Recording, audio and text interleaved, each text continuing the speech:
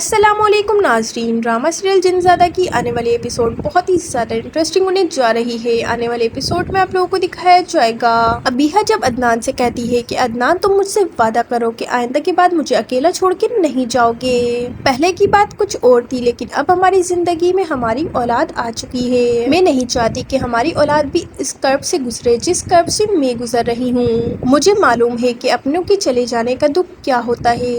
موم اور ڈیڈ کے چلے جانے کے بعد میں بہت زیادہ اکیلی ہو گئی ہوں۔ میں اپنے بچے کو اس اذیت سے نہیں گزرنے دینا چاہتی، اس لیے تم اب کبھی بھی واپس نہیں جاؤ گے۔ ہمارے بچے کے نصیب میں جو کچھ بھی لکھا ہے وہ اسے مل کے ہی رہے گا۔ یہ سن کر عدنان کو بھی لگتا ہے کہ ابیحہ ٹھیک ہی کہہ رہی ہے، اس لیے وہ بھی فیصلہ کر لیتا ہے کہ وہ اب کبھی بھی واپس لوٹ کر نہیں جائے گا۔ حالات جیسے بھی ہوں وہ پاکستان میں رہ کر اپنے بیوی اور بچے کی کفالت کرے گا۔ دوسری طرف سفیان اور عطیہ تو کچھ اور ہی سوچ کر بیٹھے ہیں۔ وہ چاہتے ہیں کہ کسی طرح ابیحہ اور عدنان کی طلاق کروا دیں اور پھر اپنے دوست کی بیٹی نادیہ کے ساتھ عدنان کی شادی کروا دیں۔ یہ سب کرتے ہوئے انہوں نے ایک بار بھی نہ سوچا کہ ان کی خاطر ان کا بیٹا گھر سے دور ہو گیا، اپنی بیوی سے دور ہو گیا اور اپنے معصوم سے بچے کو چھوڑ کر جانا چاہتا ہے، صرف اس لیے کہ اس کے والدین کی زندگی سکون سے گزرے۔ لیکن اس کے والدین کو تو نہ ہی اپنے بیٹے کی پرواہ ہے نہ ہی پوتے کی، انہیں تو اپنے معصوم پوتے پر بھی ترس نہیں آتا، اس لیے وہ ان ماں بیٹے کو عدنان سے دور کرنا چاہتے ہیں۔ سفیان تو اپنے دوست سے بھی بات کر لیتا ہے، اس کا دوست تو جیسے پہلے سے ہی تیار بیٹھا تھا کہ کب عدنان اور ابیحہ کی طلاق ہو اور وہ اپنی بیٹی کی شادی عدنان سے کر دے،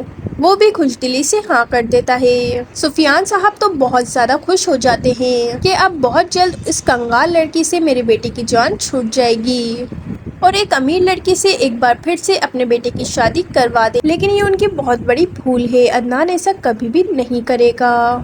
ادھر برکھان ایک بار پھر سے وکی کے پاس پہنچ جاتا ہے۔ وہ وکی سے کہتا ہے کہ ہمارے درمیان جو کچھ بھی ہوا اس کا یا تو تم جانتے ہو یا میں، جتنا ہو سکے تم ابیحہ سے دور رہو۔ ابیحہ اور اس کے بچے کا جو بھی راز ہے یہ صرف تم جانتے ہو، میں نے تمہیں صرف اسی لیے بتایا تاکہ تم ابیحہ سے دور رہو۔